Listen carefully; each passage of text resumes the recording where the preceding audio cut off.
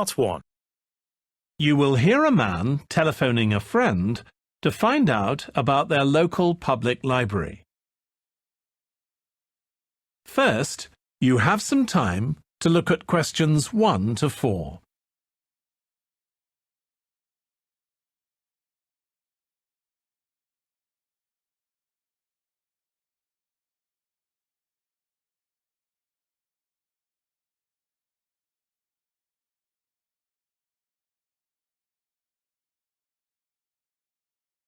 Listen carefully and answer questions 1 to 4.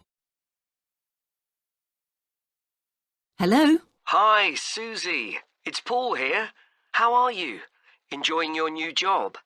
You're working at the library, aren't you? Yes, I started when the library reopened a month ago. It's great. Actually, Carol and I have been meaning to join for a while. Oh, you should. It doesn't cost anything, and the new library has all sorts of facilities. It's not just a place where you borrow books. For instance, there's an area with comfortable seats where you can sit and read the magazines they have there. Some people spend the whole morning there.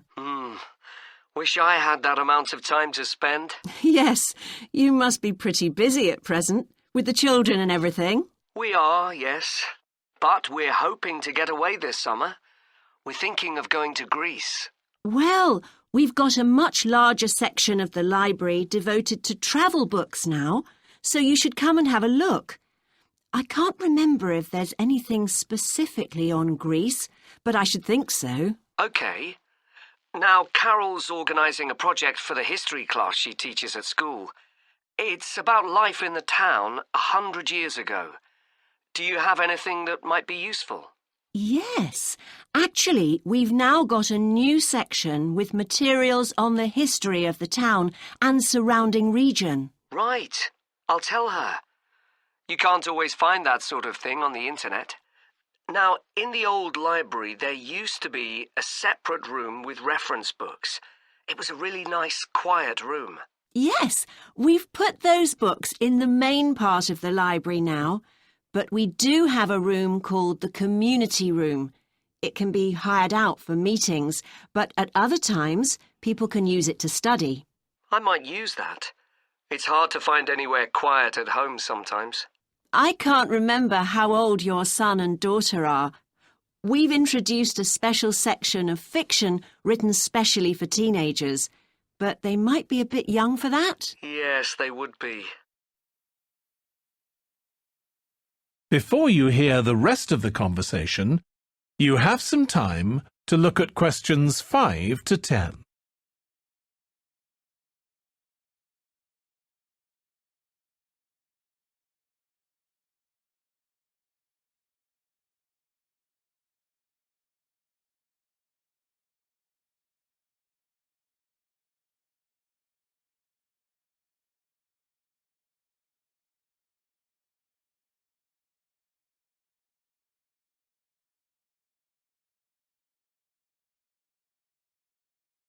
Now listen and answer questions 5 to 10.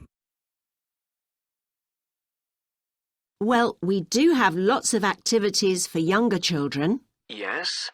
For example, we have a science club. At the next meeting, they're going to be doing experiments with stuff that everyone has in the kitchen, sugar and flour and so on. They might be interested, yes. And we have a competition for children called Reading Challenge. That doesn't begin until after the end of term. They have to read 6 books and they get a certificate if they manage it. So that gives them something to do while they're on holiday, instead of getting bored. That's the idea. And there's special activities for adults too. On Friday, we have a local author called Tanya Streep, who's going to be talking about her new novel. It's called Catch the Mouse, and she based the story on a crime that actually took place here years ago. Right. We're not free on Friday, but I'll look out for the book. Now, this probably isn't for you, but we do have IT support available for members. We get quite a few older people coming along who are wanting to get up to speed with computer technology. It's on Tuesday mornings. They don't need to make an appointment or anything. They just turn up. Well, my mother might be interested. I'll let her know. OK. And there's another service which you wouldn't expect from a library, which is a free medical checkup. The hospital arranges for someone to come along and measure the level of sugar in your blood, and they check cholesterol levels at the same time. Really? Yes, but that's only for the over 60s, so you wouldn't qualify. OK. Well, I'll tell my mother. She might be interested. What other information? Well, we do have a little shop with things like wall charts and greetings cards, and also stamps, so you can post the cards straight away, which is really useful. Yeah. Well, I'll bring the children round at the weekend and we'll join. Oh, one more thing. I'll be bringing the car. Is there parking available? Yes, and it's free in the evening and at weekends. Perfect. Well, thanks, Susie. See you soon. That is the end of part 1. You will now have half a minute to check your answers.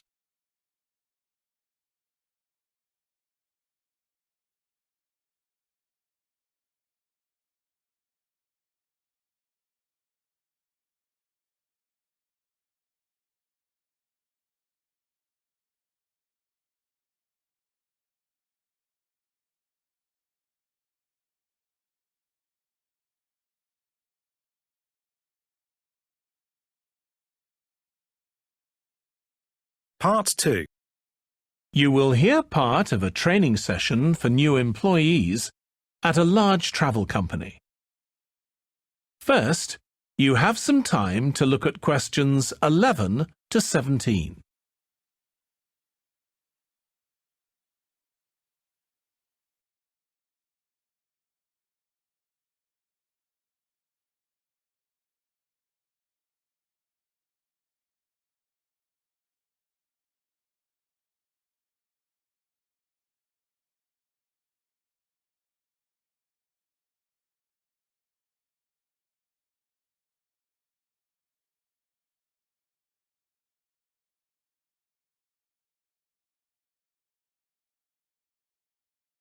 Now listen carefully and answer questions 11 to 17.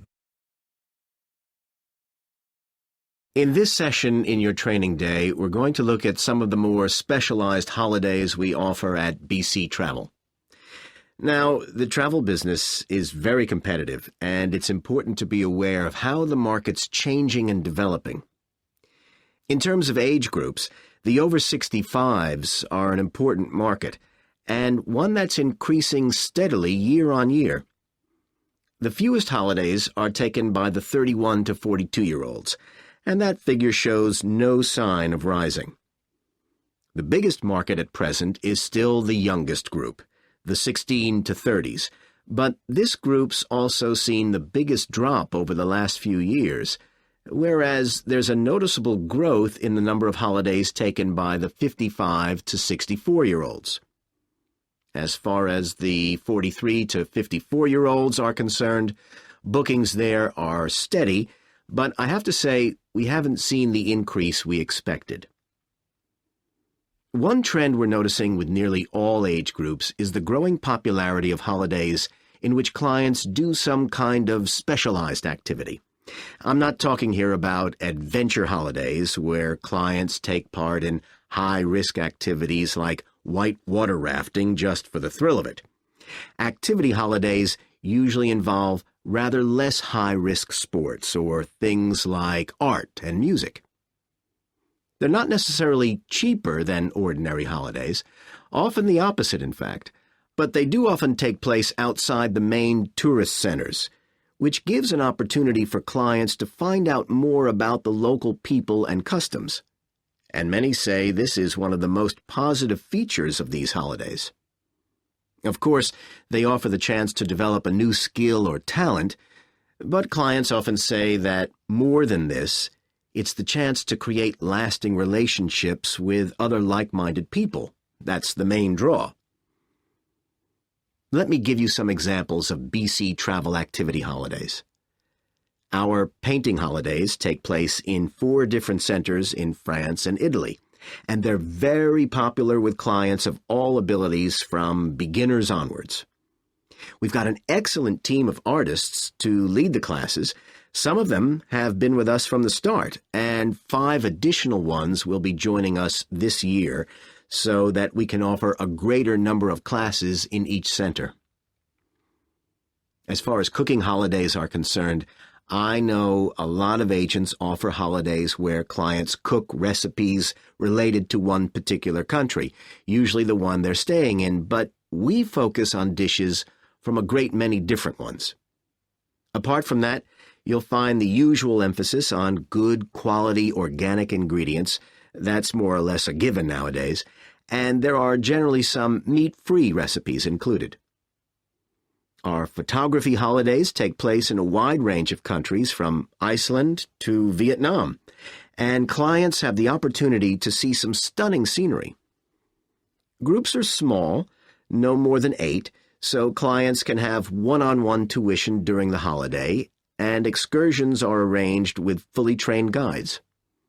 At the end of each holiday, an exhibition is held of the photographs taken so that clients can see one another's work and receive valuable feedback from the tutor. Before you hear the rest of the training session, you have some time to look at questions 18 to 20.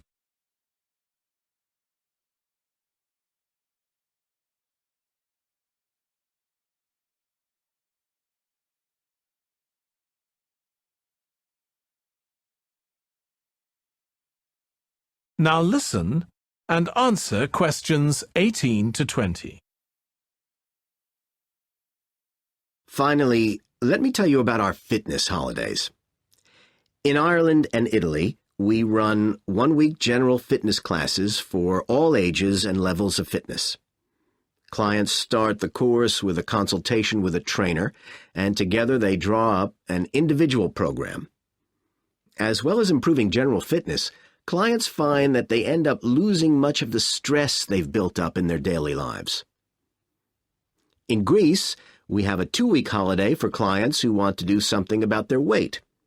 This has all the features you'd expect, like a personalized diet program, but one of its most popular features is that the exercise classes are all held on the beach.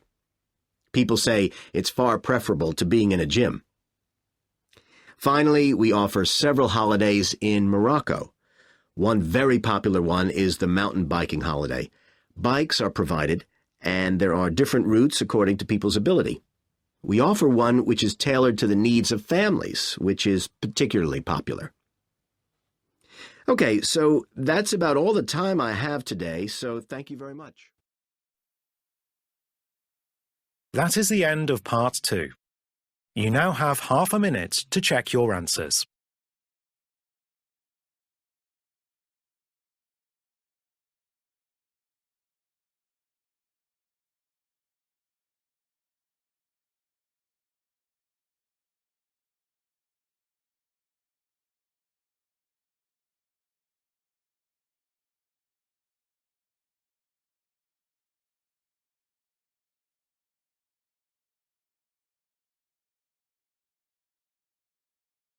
Part 3.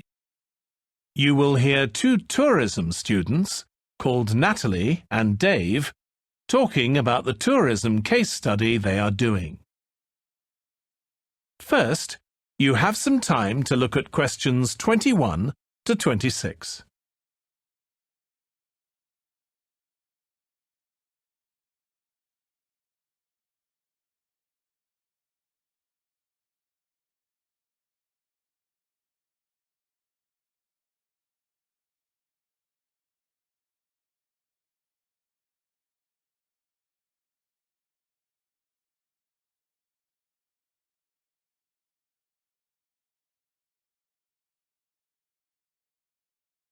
Now listen carefully and answer questions 21 to 26. Dave, I'm worried about our case study. I've done a bit of reading, but I'm not sure what's involved in actually writing a case study. I missed the lecture where Dr. Baker talked us through it. OK, well, it's quite straightforward. We've got our focus. That's tourism at the Horton Castle site. And you said you'd done some reading about it? Yes, I found some articles and made notes of the main points. Did you remember to keep a record of where you got the information from? Sure, I know what a pain it is when you forget that. OK, so we can compare what we've read. Then we have to decide on a particular problem or need at our site. And then think about who we're going to interview to get more information. OK, so who'd that be? The people who work there? And presumably some of the tourists too? Yes, both those groups. So we'll have to go to the site to do that, I suppose. But we might also do some of our interviewing away from the site. We could even contact some people here in the city, like administrators involved in overseeing tourism. OK, so we'll need to think about our interview questions and fix times and places for the meetings. It's all going to take a lot of time. And if we can, we should ask our interviewees if they can bring along some numerical data that we can add to support our findings. And photographs? I think we have plenty of those already. But Dr. Baker also said we have to establish with our interviewees whether we can identify them in our case study or whether they want to be anonymous. Oh, I wouldn't have thought of that. OK, once we've got all this information, I suppose we have to analyse it. Yes, put it all together and choose what's relevant to the problem we're focusing on and analyse that carefully to find out if we can identify any trends or regularities there. That's the main thing at this stage, rather than concentrating on details or lots of facts. OK, and then once we've analysed that, what next? Well, then we need to think about what we do with the data we've selected to make it as clear as possible to our readers. Things like graphs or tables or charts. Right. Then the case study itself is mostly quite standard. We begin by presenting the problem and giving some background, then go through the main sections. But the thing that surprised me is that in a normal report, we'd end with some suggestions to deal with the problem or need we identified. But in a case study, we end up with a question or a series of questions to our readers, and they decide what ought to be done. Oh, I hadn't realised that. Before you hear the rest of the discussion, you have some time to look at questions 27 to 30.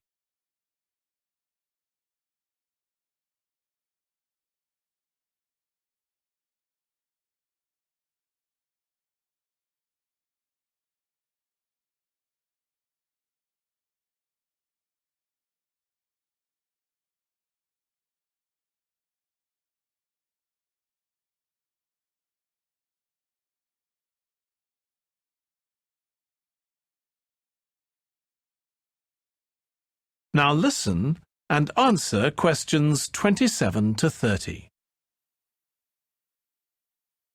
So, basically, the problem we're addressing in our case study of the Horton Castle site is why so few tourists are visiting it. And we'll find out more from our interviews, but I did find one report on the internet that suggested that one reason might be because, as far as transport goes, access is difficult. I read that too, but that report was actually written 10 years ago when the road there was really bad, but that's been improved now. And I think there's plenty of fascinating stuff there for a really good day out, but you'd never realise it from the castle website.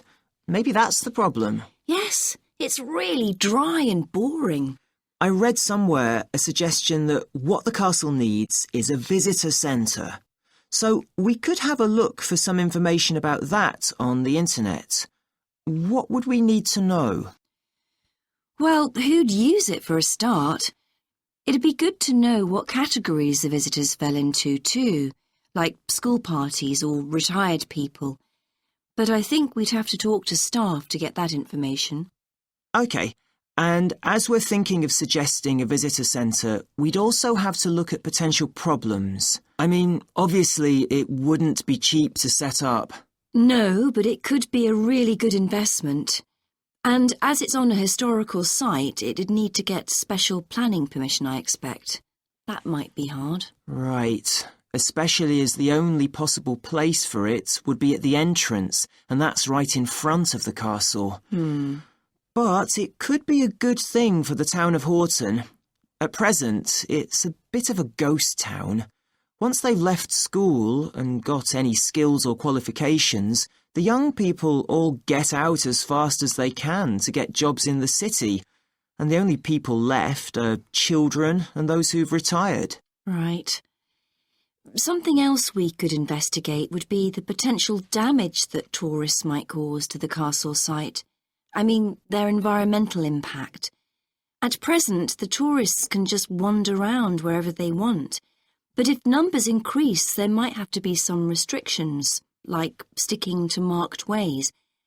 And there'd need to be guides and wardens around to make sure these are enforced. Yes, we could look at that too. OK, well, we certainly managed... That is the end of part 3. You now have half a minute to check your answers.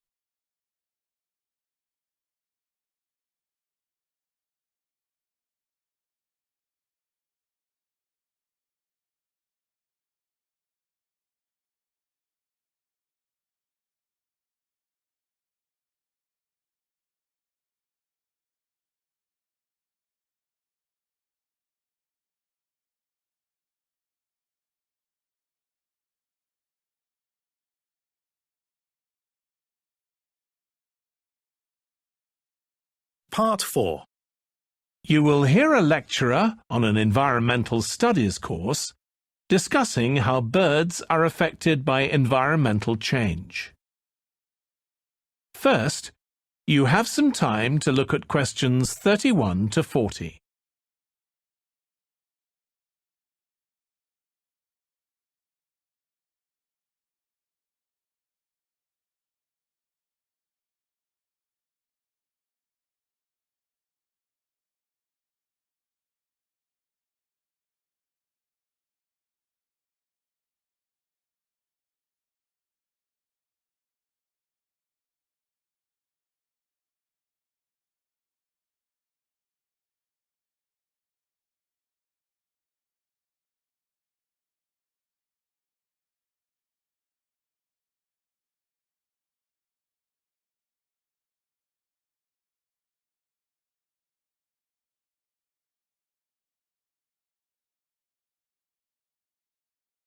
Now listen carefully and answer questions 31 to 40.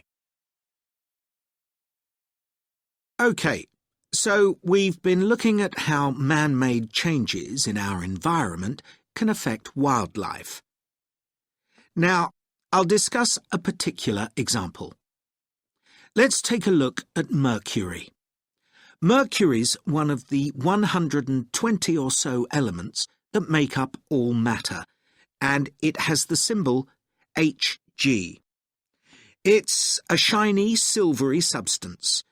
You may have seen it in old-fashioned thermometers, but it's not used much for domestic purposes now because it's highly toxic. But the problem is that the amount of mercury in the environment's increasing. The main reason for this is the power plants used to produce electricity. The main source of energy that most of them use is still coal, and when it's burned, it releases mercury into the atmosphere. Some of this gets deposited into lakes and rivers, and if it's ingested by a fish, it's not excreted. It stays in the fish's body, and it enters the food chain. So, It's been known for some time that birds which eat fish may be affected. But what wasn't known until quite recently is that those that eat insects can also be affected. So, a woman called Claire Varian Ramos is doing some research on how this is affecting birds. And rather than looking at how many birds are actually killed by mercury poisoning, she's looking for more subtle sub-effects. And these may be to do with the behaviour of the birds, or with the effect of mercury on the way their brain works, so whether it leads to problems with memory, for example. And she's particularly focusing on the effects of mercury on bird song. Now, the process of song learning happens at a particular stage in the bird's development. And what you may not know is that a young bird seems to acquire this skill by listening to the songs produced by its father, rather than by any other bird. And Varian Ramos has already found in her research that if young male birds are exposed to mercury, if they eat food contaminated with mercury, then the songs they produce aren't as complex as those produced by other birds. So, quite low-level exposure to mercury is likely to have an impact on male birds in a natural situation because it can mean that they're less attractive to female birds, and so it can affect their chances of reproduction.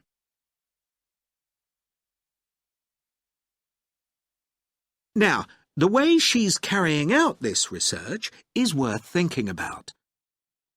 She's using a mixture of studies, using birds kept in laboratories and studies carried out outdoors in the wild. The lab-based studies have the advantage that you don't get all the variables you would in a natural setting. So, the experimenter has a much higher level of control, and that means they can be more confident about their results in some ways. And, of course, they don't have to worry about going out and finding the birds in order to observe them. So, what are the implications here for humans? Well, because many birds are migratory, they may be transporting mercury far from contaminated sites. For example, it's been found that ducks who'd been feeding at a contaminated site were later shot by hunters over 1,000 kilometres away, and presumably eaten. But these birds likely had mercury levels high enough to warrant concern for human consumption. In addition, going back to song learning by birds, we saw that this may be affected by mercury contamination. Well, we also know that in humans, mercury causes developmental delays in the acquisition of language. And in fact, this process is very similar in the brain regions it involves, and even the genes that are involved.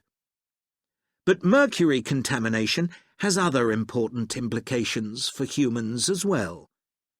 It's now known that an unborn child can be affected if the food eaten by its mother contains high levels of mercury, and these effects can be quite substantial. In the end, it comes down to whether more value is placed on human economic well-being or environmental well-being. It's true there are new regulations for mercury emissions from power plants, but these will need billions of dollars to implement and increase costs for everyone. Some argue that's too much to pay to protect wildlife. But as we've seen, the issues go beyond that, and I think it's an issue we need to consider very carefully. That is the end of part 4. You now have half a minute to check your answers.